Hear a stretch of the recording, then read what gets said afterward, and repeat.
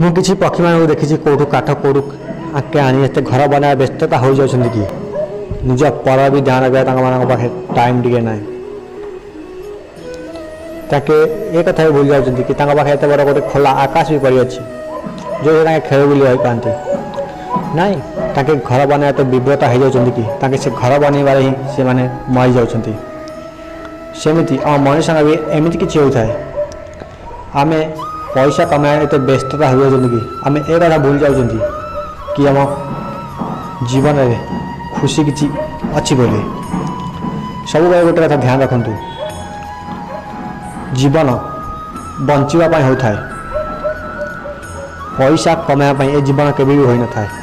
ସେଥିପାଇଁ ଆପଣମାନେ ବି ସେଇ ପକ୍ଷୀ ଭଳିଆ ସେ ଘର ବନାଇବା ଏତେ ବ୍ୟସ୍ତ ହୋଇଯାଉନାହାନ୍ତି କି ତୁମେ ଭଲ ବଞ୍ଚିବା ବି ଜାଣିପାରିବ ନାହିଁ।